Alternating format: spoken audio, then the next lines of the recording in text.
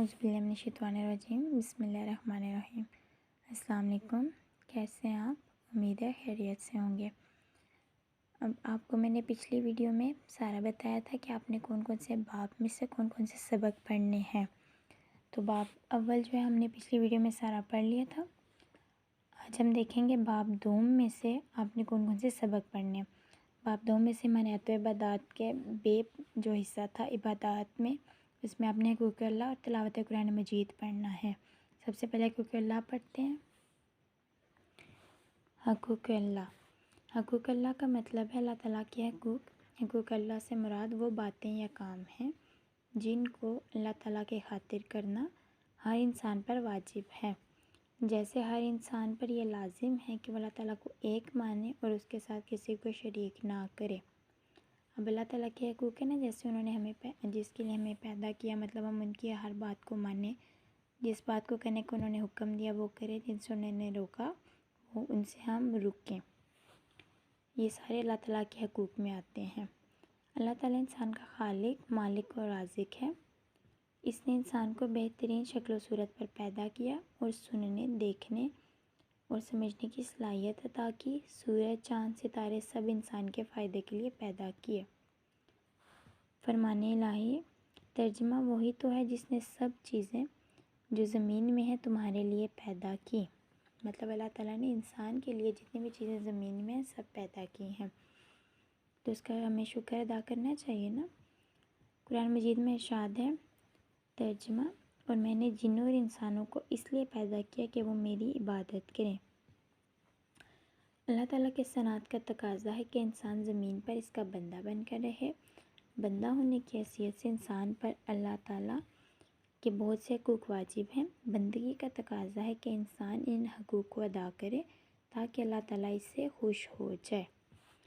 اللہ تعالیٰ کے حقوق میں سب سے پہلا حق یہ ہے کہ اللہ تعالیٰ پر ایمان لایا جائے اور اسے ایک مانا جائے اور اس کے ساتھ کسی کو شریک نہ ٹھہرایا جائے۔ دوسرا حق یہ ہے کہ اللہ تعالیٰ کی عبادت کی جائے، اس کے سوا کسی کی عبادت نہ کی جائے۔ نماز، روزہ، زکوٰۃ اور حج سب عبادات میں شامل ہیں۔ اللہ تعالیٰ کا یہ بھی حق ہے کہ بندہ اپنے رب کا ہمیشہ شکر ادا کرے۔ جو نعمتیں اللہ تعالیٰ نے اسے عطا کی ہیں دل سے ان کا اعتراف کرے اور زبان سے نعمتوں پر کلمات شکر ادا کرتا رہے۔ اللہ تعالیٰ کو ہر وقت یاد رکھنا اور اس کا ذکر کرتے رہنا بھی حقوق اللہ میں شامل ہے۔ اللہ تعالیٰ کا ایک حق یہ بھی ہے کہ انسان اپنی ہر ضرورت کے لیے اسی کے سامنے ہاتھ پھیلائے اور اس کے علاوہ کسی کے سامنے ہاتھ نہ پھیلائے۔ یعنی کہ ہمیں کوئی بھی چیز چاہیے، کچھ بھی ہمیں ضرورت ہو، ہمیں صرف اللہ تعالیٰ سے مانگنا چاہیے، کسی اور سے نہیں مانگنا چاہیے۔ نبی اکرم صلی اللہ علیہ وآلہ آلہ وصحبہ وسلم ہر چھوٹی بڑی چیز کے لیے اللہ تعالیٰ سے دعا مانگتے تھے۔ آپ صلی اللہ علیہ وآلہ آلہ وصحبہ وسلم کا معمول تھا کہ ہر مصیبت اور تکلیف پر صبر فرماتے اور اللہ تعالیٰ کے حضور اسے دور کرنے کے لیے فریاد کرتے تھے، کیونکہ اللہ تعالیٰ کے سوا کوئی بندے کی مشکلات کو دور کرنے والا نہیں ہے۔ نفع نقصان کا مالک اللہ تعالیٰ ہی ہے اور زندگی اور موت اسی کے ہاتھ میں ہے۔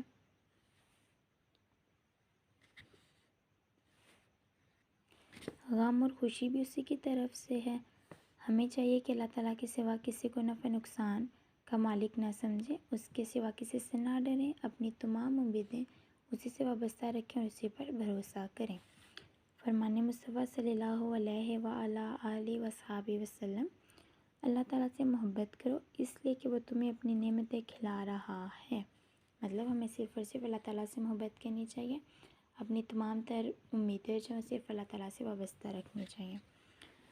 اب آگے ہے مشق۔ درست بیان پر ٹک کا نشان لگائیں۔ اللہ تعالیٰ نے بہترین شکل و صورت پر پیدا کیا، انسان کو، حیوان کو، چرند کو یا پرند کو۔ کس کو پیدا کیا ہے بہترین شکل و صورت میں؟ انسان کو۔ اللہ تعالیٰ نے انسانوں جنوں کو پیدا کیا۔ اللہ تعالیٰ نے انسانوں جنوں کو کیوں پیدا کیا ہے؟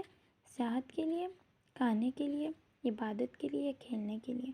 تو اللہ تعالیٰ نے انسانوں جنوں کو کس لیے پیدا کیا؟ صرف اپنی عبادت کے لیے۔ دنیا کی ہر چیز پیدا کی گئی حیوانوں کے لیے، پرندوں کے لیے، فرشتوں کے لیے، انسانوں کے لیے۔ تو دنیا کی ہر چیز کس کے لیے پیدا کی گئی ہے؟ انسانوں کے لیے۔ حقوق اللہ میں شامل ہے ذکر کرنا، باتیں کرنا، کھیلنا کودنا یا سونا جاگنا۔ تو حقوق اللہ میں کیا شامل ہے؟ ذکر کرنا۔ خالی جگہ پر کریں۔ ہر انسان پر لازم ہے کہ وہ اللہ تعالیٰ کو ڈیش مانے، کہ وہ اللہ تعالیٰ کو ایک مانے۔ اللہ تعالیٰ نے سورج، چاند اور ستارے سب ڈیش کے فائدے کے لیے پیدا کیے۔ اللہ تعالیٰ نے سورج، چاند اور ستارے سب انسان کے فائدے کے لیے پیدا کیے۔ جو نعمتیں اللہ تعالیٰ نے انسان کو عطا کی ہیں ڈیش سے ان کا اعتراف کرے۔ تو جو نعمتیں اللہ تعالیٰ نے انسان کو عطا کی اسے چاہیے کہ دل سے ان کا اعتراف کرے۔ ہر چھوٹی بڑی چیز کے لیے بھی ڈیش سے دعا مانگنی چاہیے۔ کس سے دعا مانگنی چاہیے؟ اللہ تعالیٰ سے۔ اللہ تعالیٰ کے سوا کوئی بندے کی ڈیش دور کرنے والا نہیں۔ اللہ تعالیٰ کے سوا کوئی بندے کی مشکلات دور کرنے والا نہیں۔ آگے آ جاتا ہے مختصر جواب لکھیں۔ حقوق اللہ سے کیا مراد ہے؟ اب ہم نے پورا چیپٹر پڑھا ہے نا، اس کے اندر سے بھی ہم اس کا جواب ڈھونڈ سکتے ہیں۔ ابھی دیکھیں، یہ حقوق اللہ سے مراد وہ باتیں یا کام ہیں جن کو اللہ تعالیٰ کی خاطر کرنا ہر انسان پر واجب ہے۔ جیسے ہر انسان پر یہ لازم ہے کہ وہ اللہ تعالیٰ کو ایک مانے اور اس کے ساتھ کسی کو شریک نہ کرے۔ تو یہاں سے لے کے یہاں تک آپ کا اس کا آنسر بنتا ہے۔ نیکسٹ کویسچن ہے، انسان کو پیدا کرنے کا مقصد کیا ہے؟ تو اس کا جواب آ جائے گا، انسان کو پیدا کرنے کا مقصد اللہ کی عبادت کرنا ہے۔ اہم عبادات کون کون سی ہیں؟ جس کا آنسر بھی ہم پیچھے سے ڈھونڈ سکتے ہیں۔ یہ لاسٹ لائن پہ نماز، روزہ، زکوٰۃ اور حج سب اہم عبادات میں شامل ہیں۔ ٹھیک ہے، اگلا کویسچن ہے، نبی اکرم صلی اللہ علیہ وآلہ آلہ وصحبہ وسلم کا مصیبت اور تکلیف کے وقت کیا معمول تھا؟ اس کا جواب یہاں سے آئے گا، آپ صلی اللہ علیہ وآلہ آلہ وصحبہ وسلم کا معمول تھا کہ ہر مصیبت اور تکلیف پر صبر فرماتے اور اللہ تعالیٰ کے حضور اسے دور کرنے کے لیے فریاد کرتے تھے، کیونکہ اللہ تعالیٰ کے سوا کوئی بندے کی مشکلات کو دور کرنے والا نہیں ہے۔ تو مختصر جواب ہمارے کمپلیٹ ہوئے۔ آگے تفصیلی جواب لکھیں۔ تفصیلی مطلب لانگ کویسچنز ہیں یہ۔ حقوق اللہ کے بارے میں تفصیل سے لکھیں، جس کا جواب بھی ہم بک سے دیکھتے ہیں۔ اب یہاں سے حقوق اللہ کا ہم نے نا لمبا سا کر کے بتانا ہے نا۔ حقوق اللہ کا مطلب اللہ تعالیٰ کے حقوق۔ یہاں سے ہم نے اسٹارٹ کرنا، حقوق اللہ سے مراد وہ باتیں کام ہیں جن کو اللہ تعالیٰ کی خاطر کرنا ہر انسان پر واجب ہے۔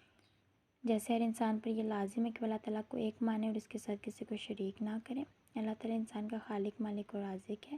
اس نے انسان کو بہترین شکل و صورت پر پیدا کیا اور سننے، دیکھنے اور سمجھنے کی صلاحیت عطا کی۔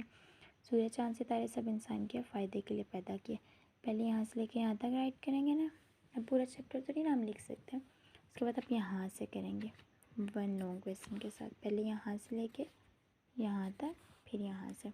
اللہ تعالیٰ کے حقوق میں سب سے پہلا حق یہ ہے کہ اللہ تعالیٰ پر ایمان لایا جائے اور اسے ایک مانا جائے اور اس کے ساتھ کسی کو شریک نہ ٹھہرایا جائے۔ دوسرا حق یہ ہے کہ اللہ تعالیٰ کی عبادت کی جائے، اس کے سوا کسی کی عبادت نہ کی جائے۔ نماز، روزہ، زکوٰۃ اور حج سب عبادات میں شامل ہے۔ یہاں تک آپ نے فرسٹ لانگ کرنا ہے۔ اگلا سوال ہے، ہم اپنی عملی زندگی میں اللہ تعالیٰ کے حقوق کس طرح ادا کر سکتے ہیں؟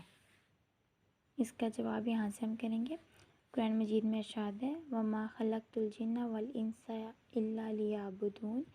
ترجمہ، اور میں نے جن اور انسانوں کو اس لیے پیدا کیا کہ وہ میری عبادت کریں۔ یہاں سے ہم نے اسٹارٹ کرنا ہے۔ اللہ تعالیٰ کے احسانات کا تقاضا ہے کہ انسان زمین پر اس کا بندہ بن کر رہے۔ بندہ ہونے کی حیثیت سے انسان پر اللہ تعالیٰ کے بہت سے حقوق واجب ہیں۔ بندگی کا تقاضا ہے کہ انسان ان حقوق کو ادا کرے تاکہ اللہ تعالیٰ اس سے خوش ہو جائے۔ پہلے آپ نے یہاں سے لے کے یہاں تک لکھنا ہے، اس کے بعد آپ نے یہ لاسٹ والا پیراگراف لکھنا ہے۔ نفع نقصان کا مالک اللہ تعالیٰ ہی ہے اور زندگی اور موت اسی کے ہاتھ میں ہے، غم اور خوشی بھی اسی کی طرف سے ہے۔ ہمیں چاہیے کہ اللہ تعالیٰ کے سوا کسی کسی کو نفع نقصان کا مالک نہ سمجھے، اس کے سوا کسی سے نہ ڈریں، اپنی تمام امیدیں اسی سے وابستہ رکھیں اور اسی پر بھروسہ کریں۔ ٹھیک ہے، اس کے بعد آ جاتا ہے سرگرمیاں۔ اللہ تعالیٰ کی چند نعمتوں کی فہرست بنائیں۔ آپ نے سوچنا ہے کہ اللہ تعالیٰ نے کون کون سی نعمتیں، ویسے تو ہر چیز اللہ تعالیٰ نے بنائی ہے نا، تو اپنی نعمتیں سوچنے ہیں، تو وہ پھر آپ نے فہرست بنانی ہے اس کی۔ اپنا جائزہ لیں کہ آپ اللہ تعالیٰ کی نعمتوں کا شکر ادا کرتے ہیں یا نہیں۔ اس میں آپ نے خود کو دیکھنا ہے کہ جو چیزیں آپ کو اللہ تعالیٰ نے دی ہوئی ہیں آپ اس پہ شکر ادا کرتے ہیں یا نہیں۔ سبق میں شامل حقوق اللہ کے علاوہ اللہ تعالیٰ کے دیگر حقوق کے بارے میں استاد محترم سے معلوم کریں۔ چلیں اگلا سبق ہے ہمارا تلاوت قرآن مجید۔ یہ 2 سبق ہم نے پڑھنے تھے نا۔ اللہ تعالیٰ نے انسانوں کو سیدھا راستہ دکھانے کے لیے نبی اور رسول بھیجے، ان میں سے بعض پر کتابیں نازل فرمائیں۔ ان کتابوں میں سے آخری کتاب قرآن مجید ہے۔ قرآن کے معنی کثرت سے پڑھی جانے والی کتاب۔ یہ کتاب پیارے نبی حضرت محمد رسول اللہ خاتم النبیین صلی اللہ علیہ وآلہ آلہ وصحبہ وسلم پر نازل ہوئی۔ قرآن مجید ساری دنیا کے لیے ہدایت و رحمت ہے، ارشاد ربانی ہے۔ ارشاد ربانی مطلب اللہ تعالیٰ کا حکم ہے۔ ترجمہ: اور قرآن کو ٹھہر ٹھہر کر پڑھا کرو۔ قرآن مجید کی تلاوت نبی اکرم صلی اللہ علیہ وآلہ آلہ وصحبہ وسلم بہت شوق سے کرتے تھے، اور صحابہ کرام رضی اللہ عنہم کو کثرت سے تلاوت کرنے کی تلقین فرماتے تھے۔ فرمان الہی۔ ترجمہ: ہم نے اس قرآن کو شب قدر میں نازل کرنا شروع کیا۔ اسی طرح آپ صلی اللہ علیہ وآلہ آلہ وصحبہ وسلم نے فرمایا، جو شخص قرآن مجید کا ایک حرف پڑھتا ہے اس کو ایک نیکی ملے گی، اور ایک نیکی 10 گنا تک بڑھا دی جاتی ہے۔ خیال رہے کہ الف لام میم ایک حرف نہیں بلکہ الف لام میم 3 حروف ہیں، لہذا صرف الف لام میم کا لفظ پڑھنے سے 30 نیکیاں ملیں گی۔ اب آپ دیکھ لیں یہ ایک لفظ پڑھنے سے ہمیں 30 نیکیاں ملیں، تو قرآن مجید میں کتنے لفظ ہوتے ہیں؟ اگر ہم روز ایک ایک لائن بھی پڑھیں تو ہمیں کتنی زیادہ نیکیاں مل جائیں گی۔ تلاوت قرآن مجید کے آداب۔ اب آپ نے دیکھنا ہے کہ ہمیں تلاوت کیسے کرنی چاہیے۔ قرآن مجید کی تلاوت کرنے سے پہلے درج ذیل باتوں کا خیال رکھنا چاہیے۔ تلاوت شروع کرنے سے پہلے وضو کر لینا چاہیے۔ قرآن مجید پڑھنے سے پہلے جسم، لباس اور جگہ کا پاک ہونا ضروری ہے۔ تلاوت سے پہلے تعوذ و تسمیہ پڑھنا چاہیے۔ قرآن مجید کی تلاوت باقاعدگی سے کرنی چاہیے۔ تلاوت درست تلفظ کے ساتھ ٹھہر ٹھہر کر کرنی چاہیے۔ تلاوت کے دوران ادھر ادھر کی باتیں نہیں کرنی چاہیے۔ جب قرآن مجید پڑھا جا رہا ہو تو خاموشی اور توجہ سے سننا چاہیے۔ فرمان مصطفیٰ صلی اللہ علیہ وآلہ آلہ وصحبہ وسلم، وہ شخص جس کے دل میں قرآن کا کچھ حصہ یاد نہ ہو وہ ویران گھر کی طرح ہے۔ ہمیں چاہیے کہ ہم روزانہ قرآن مجید کی تلاوت کا اہتمام کریں، اس کے تمام آداب کا خیال رکھیں، اس کی تعلیمات کو سمجھیں اور اس پر عمل کریں تاکہ اللہ تعالیٰ کی رضا اور اس کا قرب حاصل ہو۔ مطلب کہ جس گھر میں قرآن مجید نہیں نا، جس دل میں ذرا بھی قرآن مجید نہیں نا یاد ہوتا، مطلب آپ کوئی صورت نہیں یاد کرتے، آپ پڑھتے بھی نہیں ہیں، تو وہ جیسے نہیں خالی گھر ہوتا جس میں کوئی بھی نہیں رہتا، وہ ویسا ہو جاتا ہے اس کا دل۔ تو کوشش کیا کریں زیادہ سے زیادہ پڑھیں اور یاد بھی کیا کریں۔ آگے مشق۔ درست بیان پر ٹک کا نشان لگائیں۔ تلاوت شروع کرنے سے پہلے پڑھنا چاہیے اللہ اکبر، استغفر اللہ، تعوذ تسمیہ، سبحان اللہ۔ تو تلاوت شروع کرنے سے پہلے کیا پڑھنا چاہیے؟ تعوذ تسمیہ۔ انسانوں کی رہنمائی کے لیے آخری کتاب ہے۔ اب آخری کتاب کون سی ہے؟ زبور مقدس، تورات مقدس، انجیل مقدس یا قرآن مجید؟ تو آخری کتاب کون سی ہے؟ قرآن مجید۔ کون سی آسمانی کتاب کی حفاظت کا ذمہ اللہ تعالیٰ نے لیا ہے؟ زبور مقدس، تورات مقدس، انجیل مقدس یا قرآن مجید؟ تو اللہ تعالیٰ نے قرآن مجید کی حفاظت کا ذمہ خود لیا ہے۔ قرآن مجید رحمت اور ہدایت بنا کر بھیجا گیا ہے، ساری دنیا کے لیے، خاص زمانے کے لیے، خاص قوم کے لیے یا خاص علاقے کے لیے۔ تو قرآن مجید رحمت اور ہدایت بنا کر بھیجا گیا ہے ساری دنیا کے لیے۔ قرآن مجید نازل ہوا شب قدر میں، شب معراج میں، شب عاشور میں، شب برات میں۔ تو یہ کب نازل ہوتا ہے قرآن مجید؟ شب قدر میں۔ آگے خالی جگہ پر کریں۔ قرآن مجید کی تلاوت شروع کرنے سے پہلے وضو کر لینا چاہیے۔ تلاوت قرآن مجید درست تلفظ کے ساتھ ٹھہر ٹھہر کر کرنی چاہیے۔ تلاوت کے دوران ادھر ادھر کی باتیں نہیں کرنی چاہیے۔ جب قرآن مجید پڑھا جا رہا ہو تو خاموشی اور توجہ سے سننی چاہیے۔ قرآن مجید کے ایک حرف پڑھنے پر 10 نیکیاں ملتی ہیں۔ آگے مختصر جواب لکھیں، قرآن مجید کا مختصر تعارف لکھیں۔ اب ہم نے سبق کو پڑھا نا، اب اس کا ہم سوال جواب دیکھتے ہیں۔ یہاں سے آ جائے گا، اللہ تعالیٰ نے انسانوں کو سیدھا راستہ دکھانے کے لیے نبی اور رسول بھیجے۔ یہ سارا یہاں سے لے کے یہاں تک یہ کتاب پہلے نبی اعظم محمد صلی اللہ خاتم النبیین صلی اللہ علیہ وآلہ وصحبہ وسلم پر نازل ہوئی۔ یہاں تک آپ کا پہلے مختصر سوال کا جواب ہے۔ اگلا ہے الف لام میم پڑھنے پر کتنی نیکیاں ملتی ہیں؟ تو اس کا جواب آ جائے گا، الف لام میم کا لفظ پڑھنے پر 30 نیکیاں ملیں گی۔ آگے قرآن مجید کی تلاوت کی فضیلت کے بارے میں حدیث کا ترجمہ لکھیں۔ تو یہ جو فرمان مصطفیٰ، یہ آپ کو میں نے بتایا ہے شاید کہ فرمان مصطفیٰ کیا ہوتا ہے، کہ جو آپ صلی اللہ علیہ وآلہ وسلم کوئی کام یا جو باتیں کرتے ہیں نا، وہ حدیث ہوتی ہے۔ تو فرمان کا مطلب یہ ہوتا ہے کہ آپ صلی اللہ علیہ وسلم نے کہا، آپ صلی اللہ علیہ وسلم نے حکم دیا، تو مطلب یہ کیا، یہ حدیث ہے۔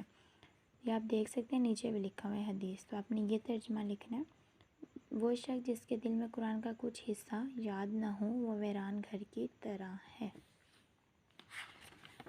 اگلا سوال ہے، ہم پر قرآن مجید کے کون سے حقوق ہیں؟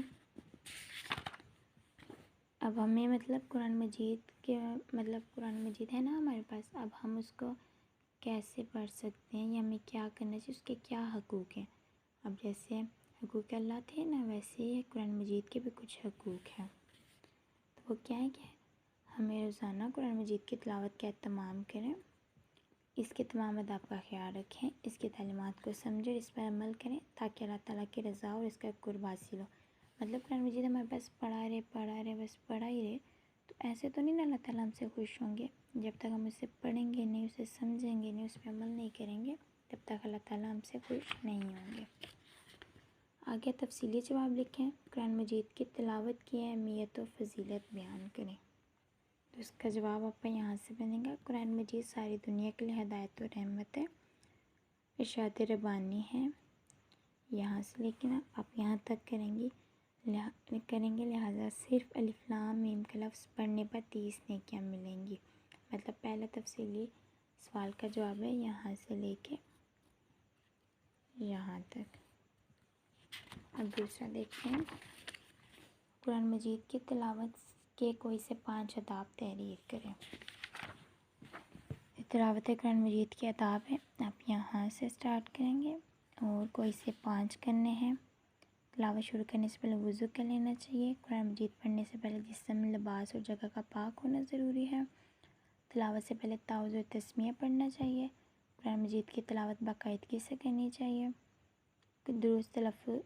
تلاوت درست تلفظ کے ساتھ ٹھہر ٹھہر کر کرنی چاہیے۔ تو یہاں پہ آپ کا سوال نمبر 2 کا جواب آ جائے گا۔ یہ آپ نے اچھے طریقے سے یاد کرنا ہے۔ سرگرمیاں برائے طلباء، قرآن مجید کی تلاوت کے آداب پر ایک چارٹ تیار کریں اور کمرہ جماعت میں آویزاں کریں۔ روزانہ کا تلاوت قرآن مجید کا جدول بنا کر استاد یا والدین کو دکھائیں۔